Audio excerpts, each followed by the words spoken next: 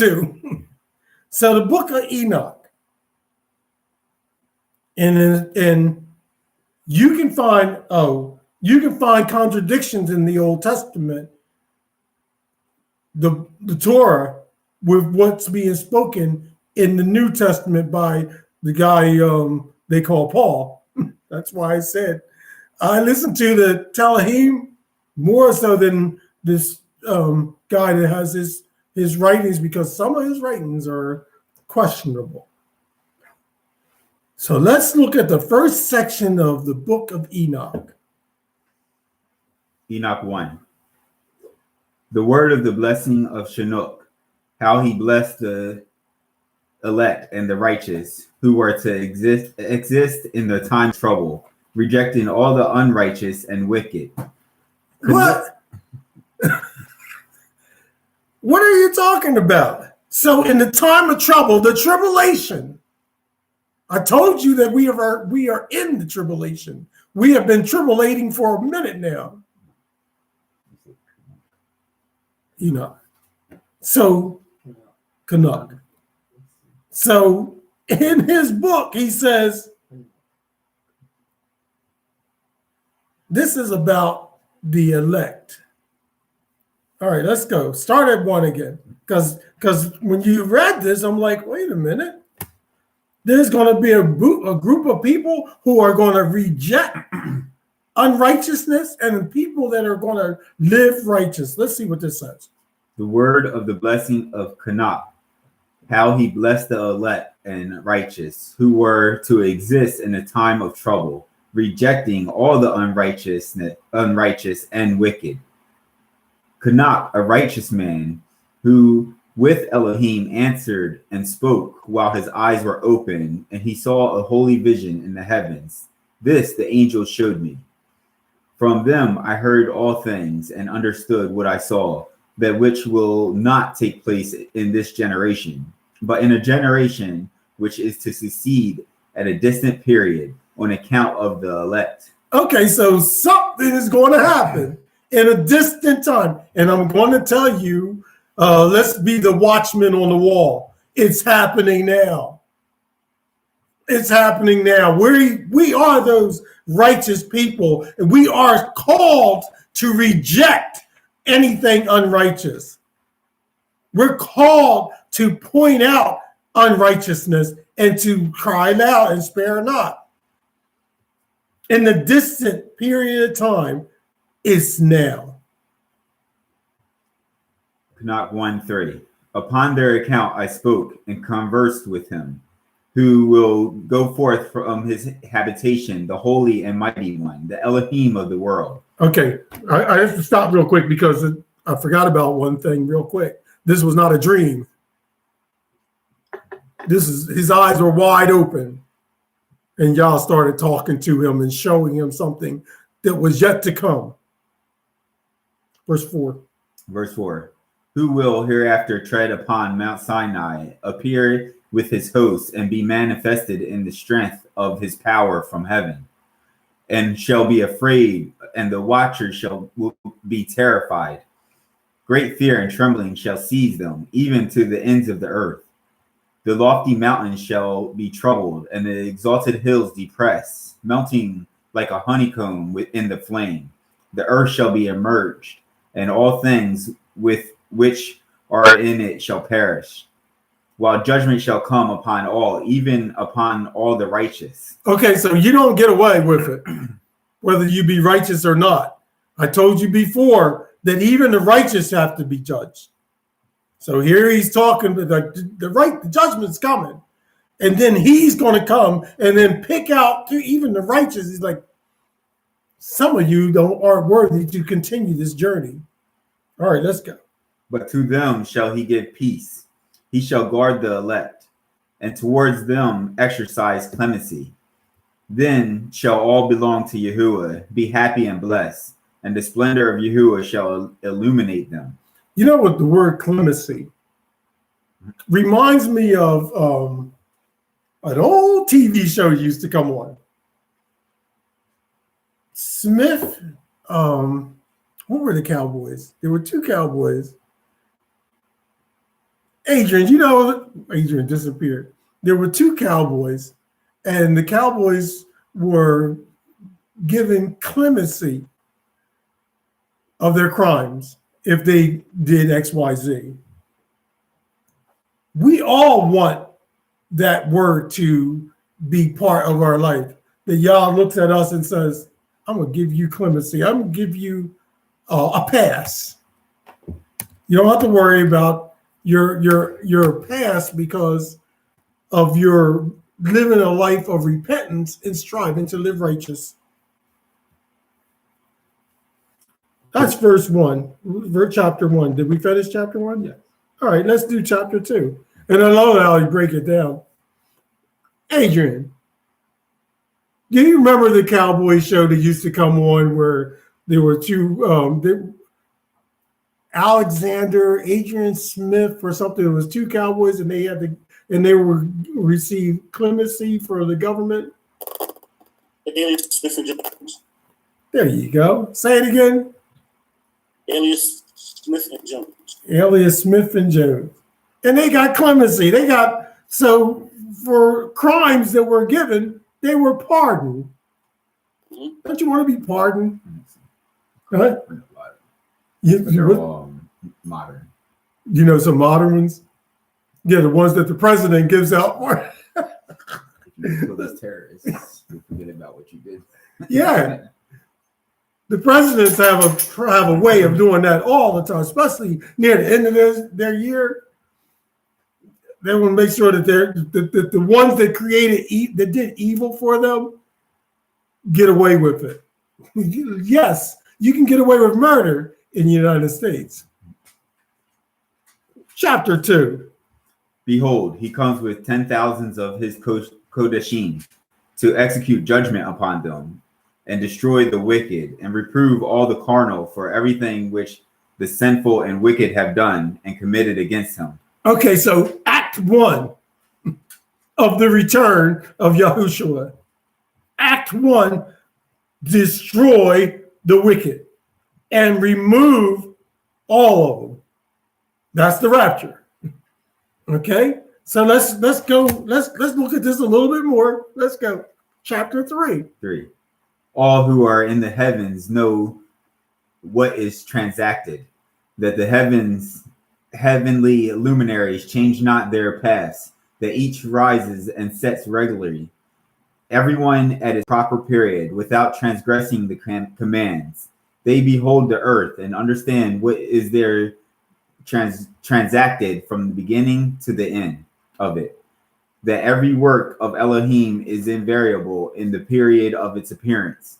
They behold summer and winter, that the whole earth is full of water, that the cloud and the dew and the rain refresh it. Okay, so this mankind has done some tremendously wicked things with this planet. And okay, you call it global warming. You can say that all this, the stuff that we're polluting the air with, what's that, the emissions that's going out of the cars. And we can say all this stuff, but you guess what we have not been able to do? We maybe messed up the water in the ocean and dried up certain areas, done some things, but one thing we have not been able to do, change the sun and the moon and the stars. So when we do, even when we keep our timing, that one thing is not changed. Some things have changed, but Yah says, I've set this thing in order. Not even man can change. You can move some things around. You can hide yourself from some truths, but some things will never change.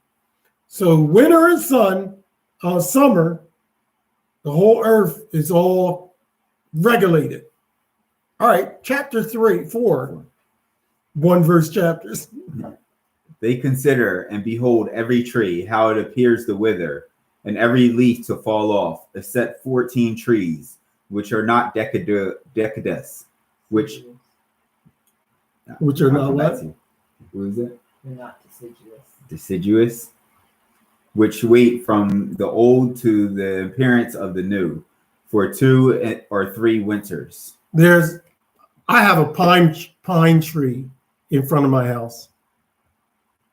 And this holds so much truth to that. That pine tree drops a little bit of needles. Sometimes it drops acorns. What are those things? Pine cones.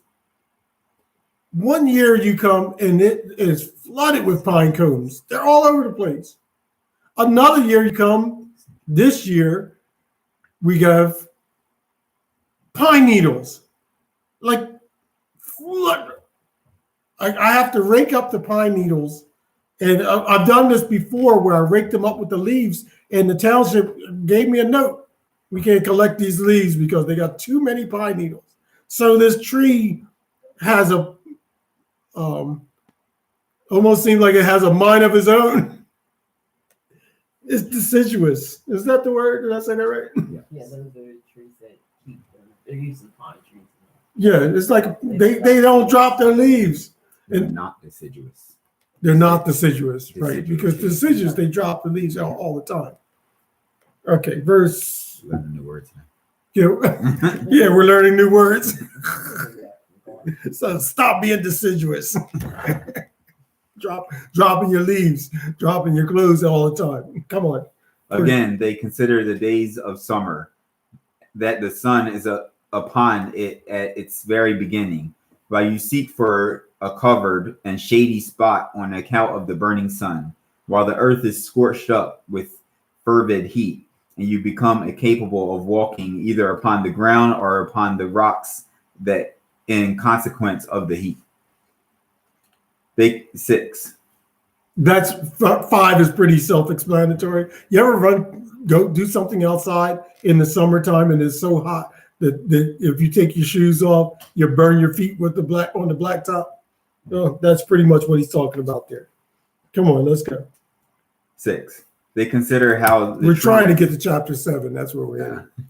They consider how the trees, when they put forth their green leaves, become covered and produce fruit, understanding everything and knowing that he who lives forever does all these things for you. That the works in the beginning of every existing year, that all his works are subservient to him and invariable.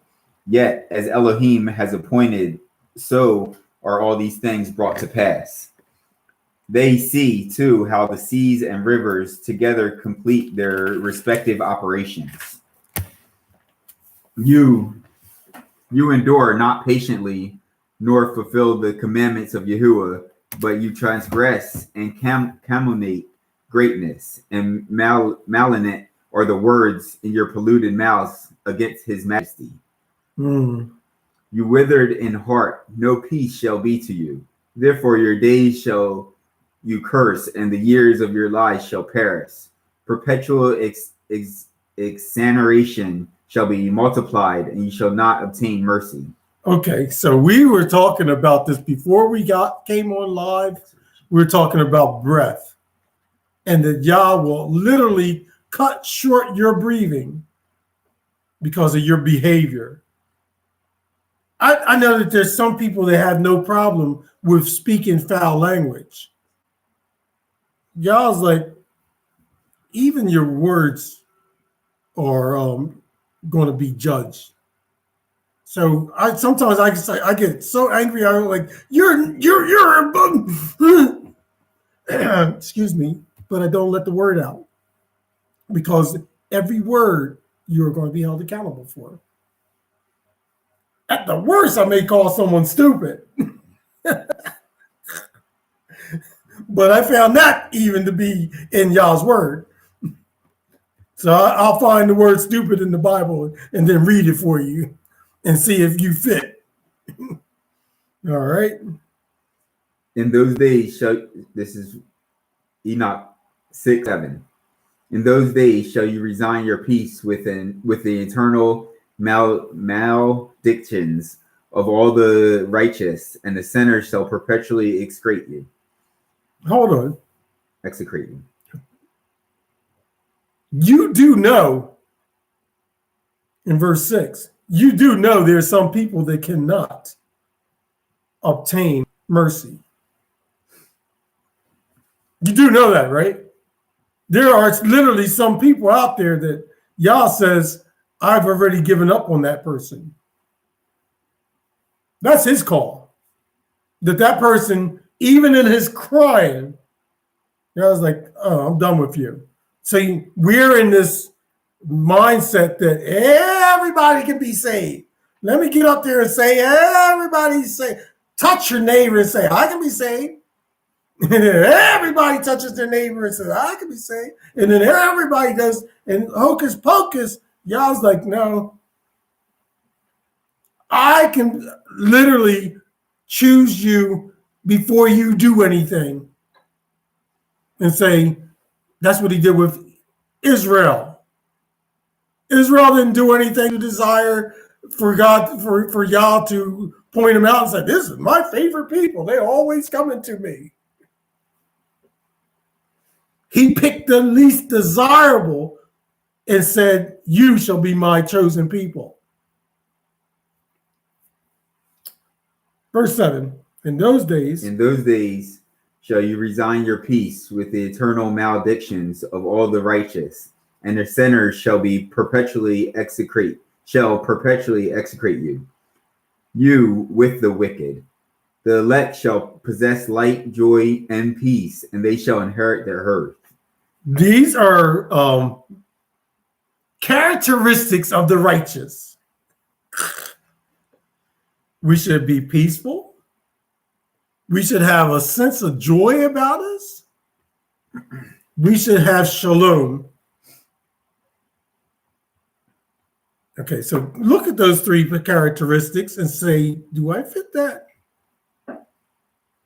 Am I often more joyful than depressed? Do I have a light in me showing people, pointing people back to Yah? And then, am I always worried, or do I have peace in me? Am I always fussing? Am I always just the opposite of these three? Because these three should be our characteristics.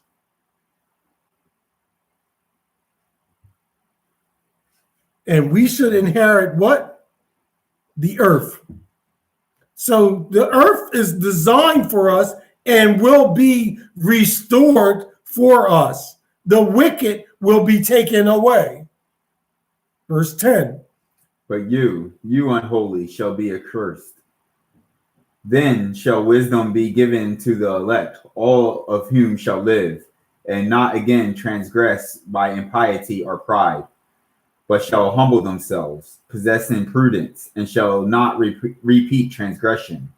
They shall not be condemned the whole period of their lives, not die in torment and indignation, but the sum of their days shall be completed, and they shall grow old in peace, while the years of their happiness shall be multiplied with joy, and with peace forever the whole duration of their existence. Now watch what happens, because we're going to pick up a little bit of last week. 7.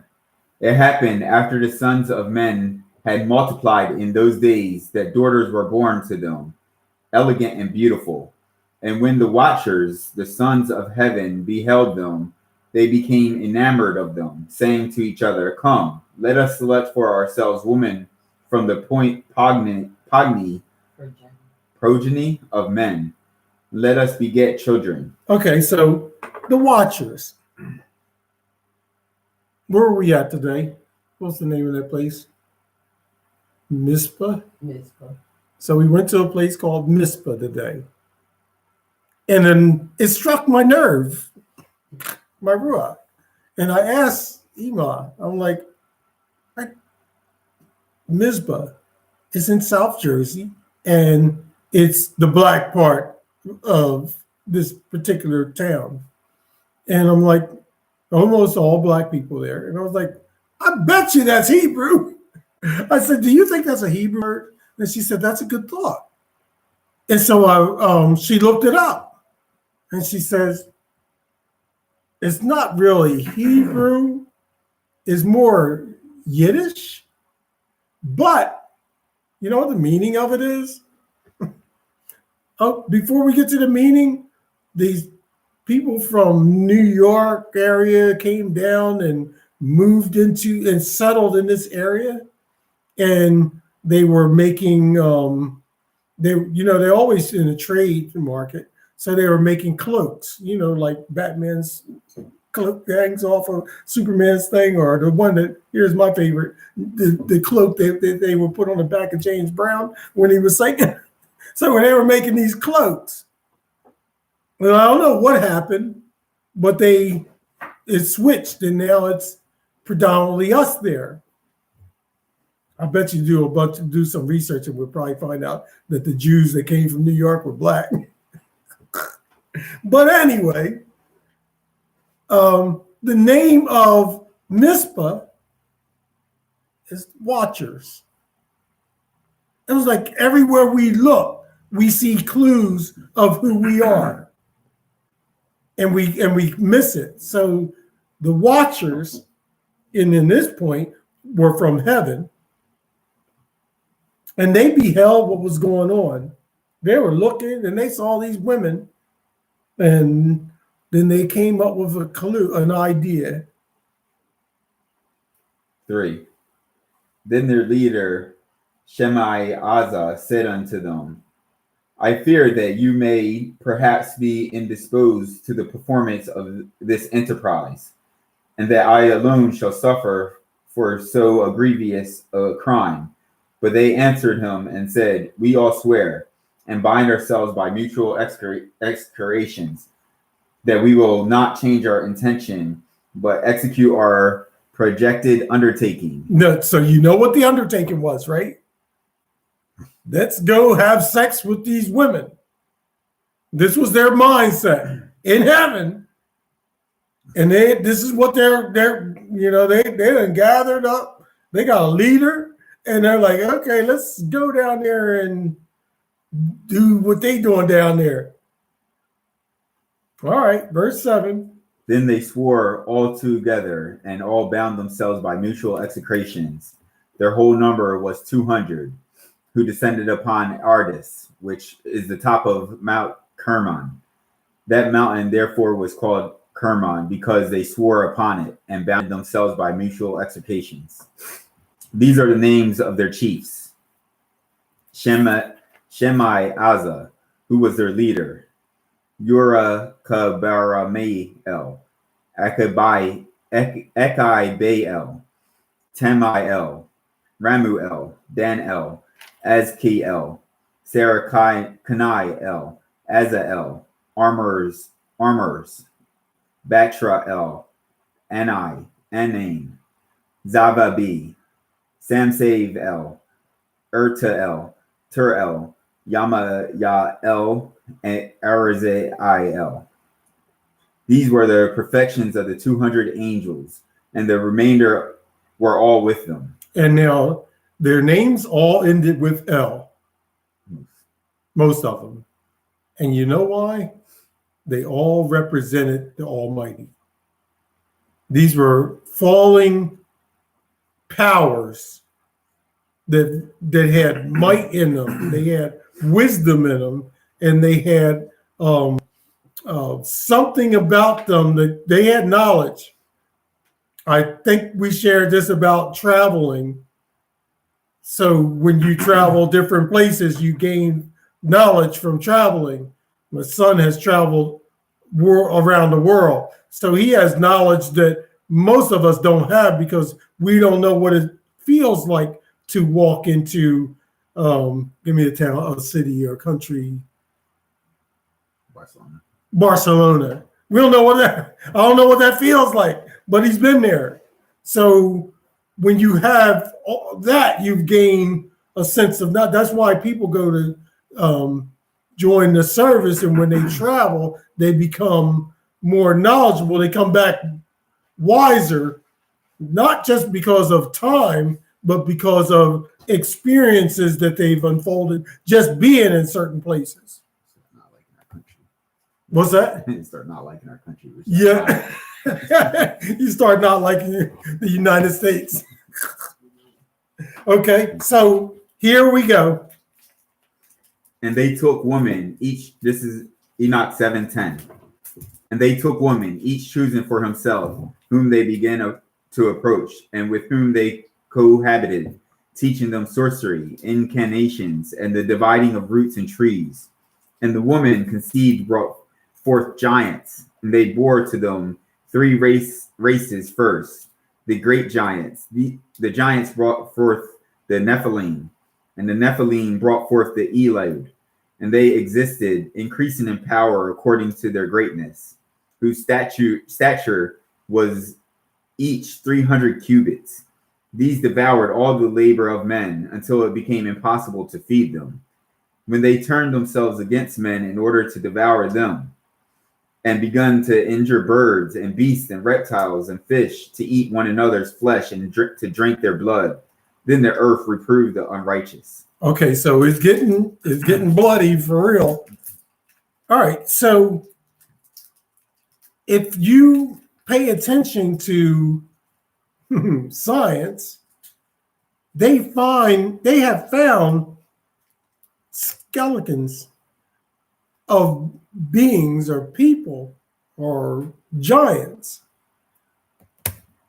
with their heads like the size of your body.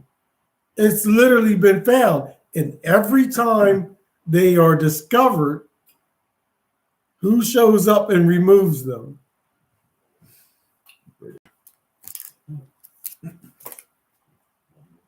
Smithsonian. Thank you. The Smithsonian Institute.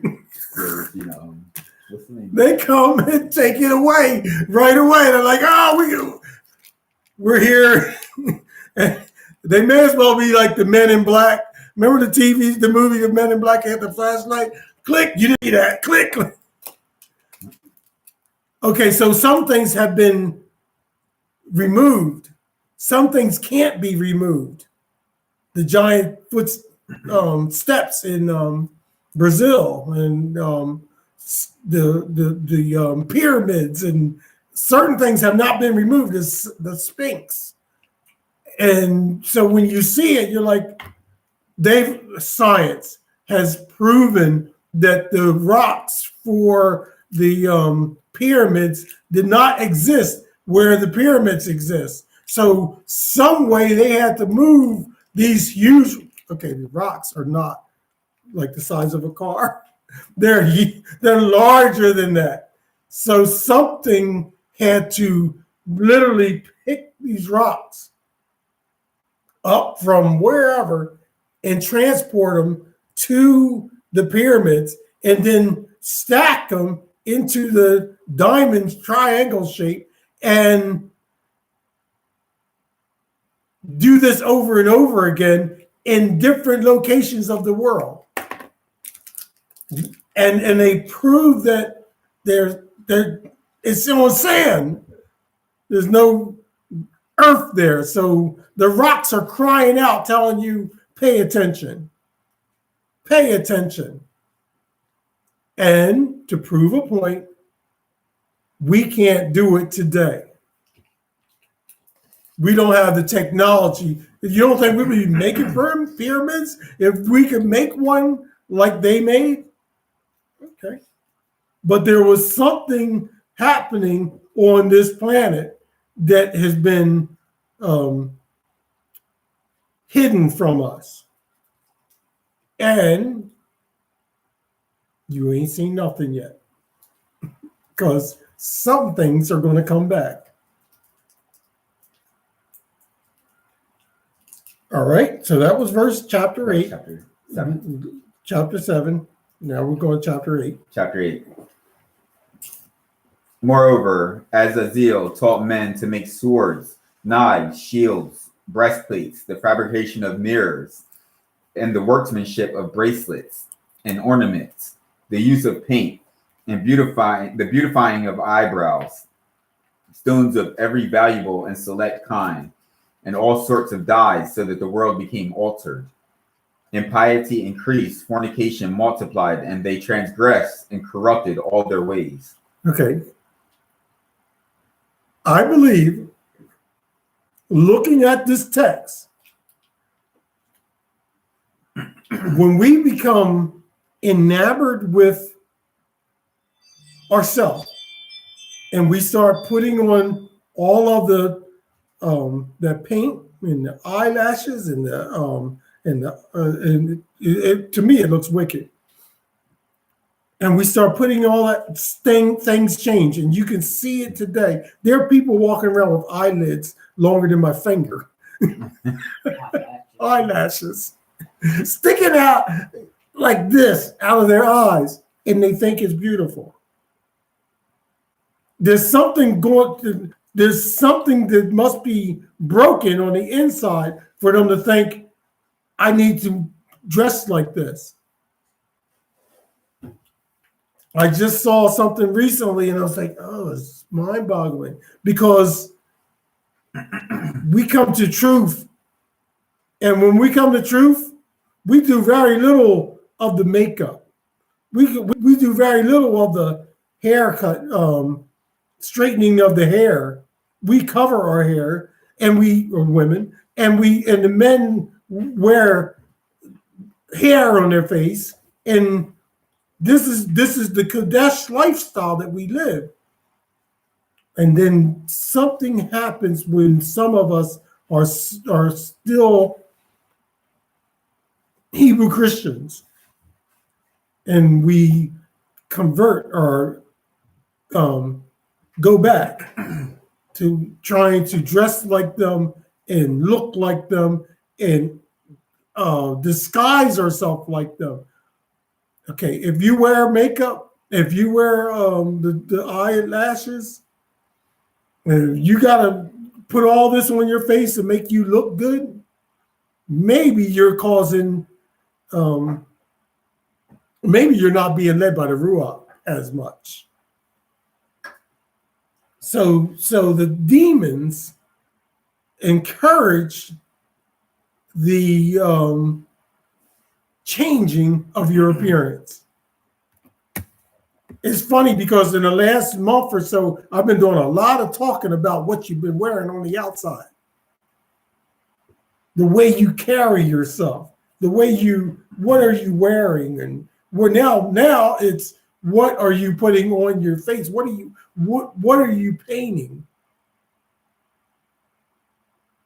When I was younger, I used to paint oil paintings. And I would start doing a painting. And you know what would be asked as soon as I started? Someone would be like, oh, what are you painting? Because they don't know that they don't see the result at the end. They just see you dipping in and starting to put paint on the paper, on the canvas. But there's a result that you're trying to occur. You're changing something plain into something, and it could be good and it could be bad. So with that being said, we're going to back up a verse or two about the beautifying of yourself, and we're going to start right at verse 1, 8:1. Moreover, as Azazel taught men to make swords, knives, shields, breastplates, the fabrication of mirrors, and the workmanship of bracelets and ornaments, the use of paint, the beautifying of eyebrows, the stones of every valuable and select kind, and all sorts of dyes, so that the world became altered. Impiety increased, fornication multiplied, and they transgressed and corrupted all their ways. Amazarach taught all the sorcerers and dividers of roots, armors the solutions of sorcery, Barkei all the observers of stars, Akibael signs, Tamael taught astronomy, and Azaradel taught the motion of the moon. And men being destroyed cried out, and their voices reached to heaven. So the people that died, see, some people you only read 66 books, you're only going to get 66 answers. In the very beginning, when Adam's son killed his brother, and Yah came along and said, his blood is crying out. That's not the only cry that we hear when we hear about crying in the Shalom in heaven. It's not just him, but all of the righteous, when they die, their blood cries out for vengeance or for Yah to answer the guilty party. Enoch 9. Then We're going to stop at the end of chapter 10. Then End of 9. Then Michael and Gabriel and Raphael, Suriel and Uriel looked down from heaven and saw the quantity of blood which was shed on earth, and all the iniquity which was done upon it, and said one to another, the voice of their cries, the earth deprived has cried even to the gate of heaven. And now to you, O the Holy One of heaven, the souls of men complain, saying, bring judgment to us from El Elyon. Then they said to their Adonai, the king, Adonai Ha-Adonim, Elohai Ha-Elohim, Malik Ha-Elohakim. The throne of your glory is forever and forever and ever is your name sanctified and glorified. You are blessed and glorified. You have made all things. You possess the power over all things, and all things are open and manifest before you. You behold all things, and nothing can be concealed from you. You have seen what Yisra'el has done, how he has taught every species of iniquity upon the earth, and has disclosed to the world all the secret things which are done in the heavens. Shema also has taught sorcery, to whom you have given authority over those who have associated with him. They have gone together to the daughters of men, have lain with them, have become polluted, and have revealed their sins to them. The woman likewise have brought forth giants. Thus has the whole earth been filled with blood and iniquity. And behold, the souls of those who are dead cry out and complain, even to the gate of heaven. Their groaning ascends, nor can they escape from the unrighteousness which is committed on earth. You know all things before they exist. You know these things and what has been done by them, yet you do not speak to us. What on account of these things ought we to do to them? Okay, I misspoke at the end of 10. We're going to finish. Keep going. Then El Elyon, because we can't leave with an open question, right? Yeah. What do you want? What are you going to do, y'all? You going to just let this happen and just let it go? And right now we're painting a picture. The angels have come down. The people are acting crazy down there. They're killing each other. They're killing all the righteous, because the righteous got to go. Because have you ever been in a situation where you felt like they're just waiting for you to die because they want to have their party? You ever been in a situation like maybe he just need to go? He need to go to the old church because we want to kick it out here, and he keeps saying that this is wrong. Okay, so the righteous are always going to be pushed aside, locked up, killed, and so the party can continue. Verse 10, chapter 10. Then El Elyon, the great and holy one, spoke and sent Arsay al-Yor to the son of Lamech, saying, Say to him, in my name, conceal yourself. Then explain to him the consummation which is about to take place, for all the earth shall perish. The waters of the deluge shall come over the whole earth, and all things which are in it shall be destroyed. And now teach him how he may escape, and how his seed may remain in all the earth. Again, Yahuwah said to Raphael, Bind Azazel hand and foot, cast him into the darkness, and opening the desert which is in Dundael, cast him in there. Throw upon him hurled and pointed stones, covering him with darkness. There shall he remain forever. Cover his face, that he may not see the light. And in the great day of judgment, let him be cast into the fire. Restore the earth, which the angels have corrupted, and announce life to it, that I may revive it. All the sons of men shall not perish in consequence of every secret by which the watchers have destroyed, and which they have taught their offspring. All the earth has been corrupted by the effects of the teaching of Azazel. To him, therefore, ascribe the whole crime. So the angels were actually held responsible for their behavior. Every nation has some type of an angel giving them instructions. That's why if you go to certain places, you see certain distinct behavior patterns. They will all eat a certain thing. They will all act a certain way. There's something in them that is leading them to believe. You call it their lifestyle, you call it their tradition, but if you remove them from that location and put them somewhere else, you'll find that they're still doing the same thing.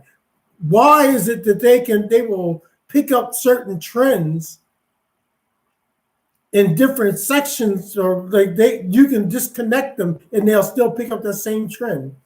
Because there's something demonic happening there.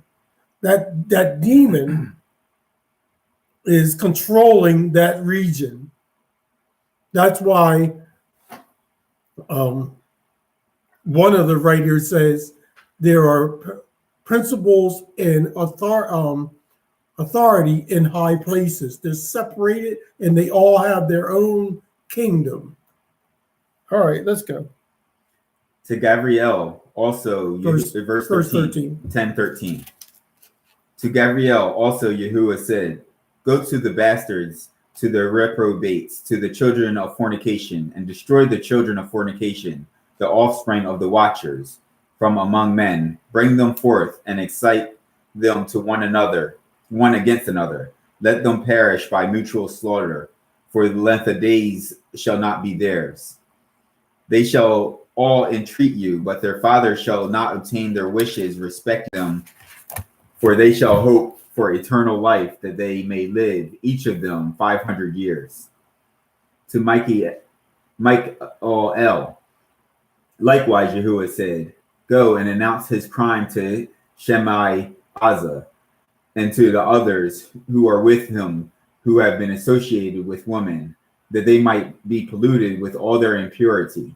And when all their sons shall be slain, when they shall see the perdition of their beloved, bind them for 70 generations underneath the earth, even to the day of judgment and of consummation, until the judgment, the effect of which will last forever, but be completed.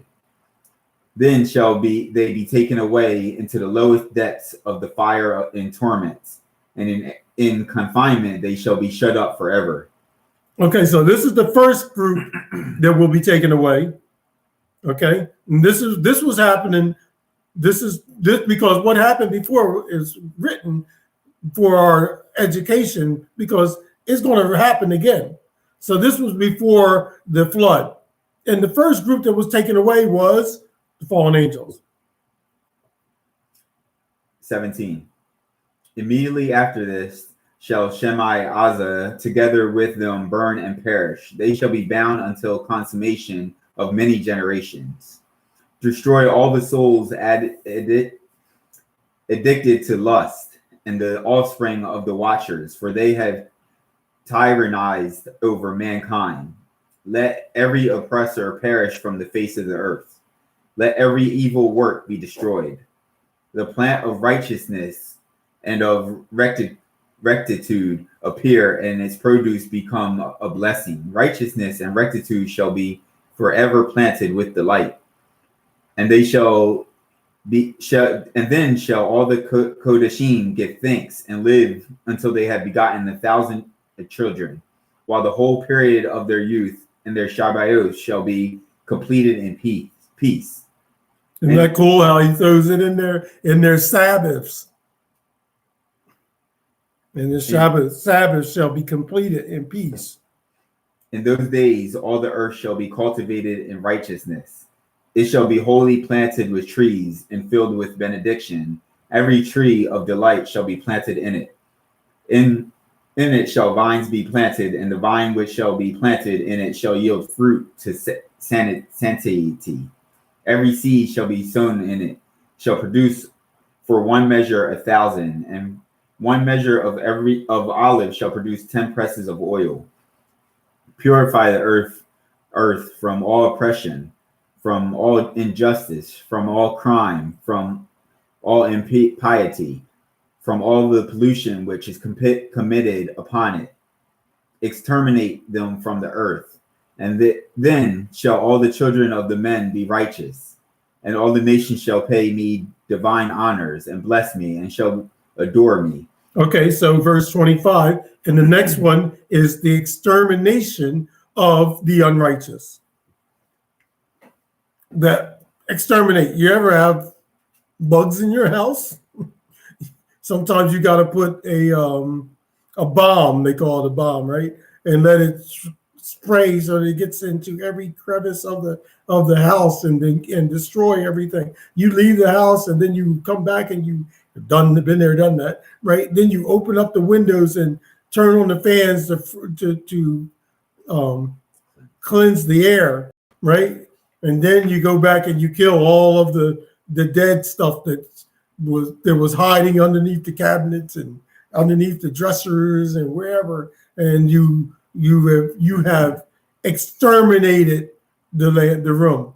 Yah is going to exterminate this land. He did it before, and he's going to do it again. When he did it before, he put his people on the ark, and then he flooded the earth. He said, "I won't do it again that time. I won't do it like that the second time. Never will I flood the earth again, but I will destroy it with fire." Enoch 10:27. The earth shall be cleansed from all corruption, from every crime, from all punishment, and from all suffering. Neither will I again send a deluge upon it from generation to generation forever. Okay, so we're stopping. Promise, we're stopping. But we'll come back. So you'll know where we're at, because there's a little bit more I want to talk to you about. And because it's imperative that you see that we're not the ones going away. All of your judgment that you have placed on us to the wicked is coming right back at you. When they do wrong to us, just mark it down. It's one more.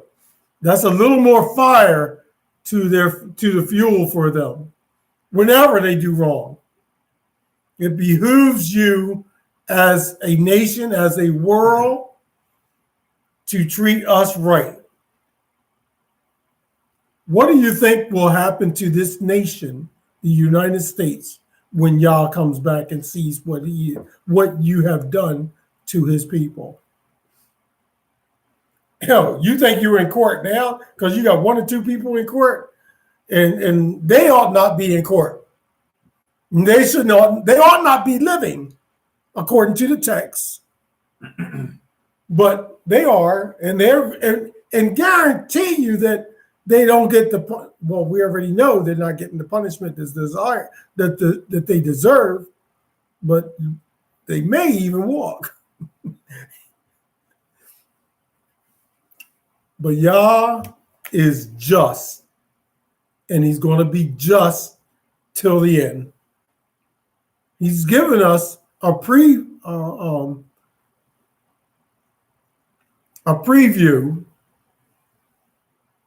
The ark was not just something that just happened back then and it's over.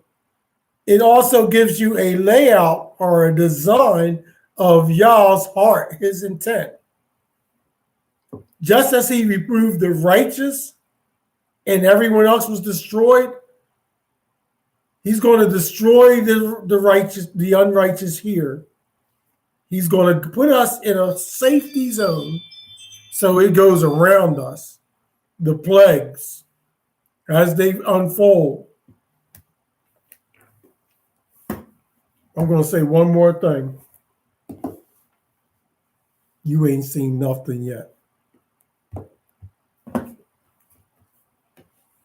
You have not seen anything yet. Yah's getting ready to pass judgment on this world for its stubbornness, for its pride, for its lust, for its desire to try to become him. The end is coming soon and is not what you've expected. I saw something this week, and it was kind of an eye-opener. And I'm praying that I'm not going to share with you on that. I'm going to let that wait. I'm going to let that simmer in my ruach. But the end is right around the corner. If you have an inkling of knowing Yah, you've been desiring to follow him, give yourself to him now. Call on him and ask him for forgiveness and cry out to him and let Yah do work his magic in you. His magic, work his wonders. Signs and wonders are yet to be performed. I got to go. I don't even know how long I've been on because I do know one thing. It's 5 o'clock and Shabbat is over. So I'm gone. Enjoy your week. Rest. Be obedient to the best of your ability. When you find yourself falling short, repent. Brush the dust off your knees, get up and keep running. And hallelujah, we'll see you in a week, Yah willing. Shalom has got to go.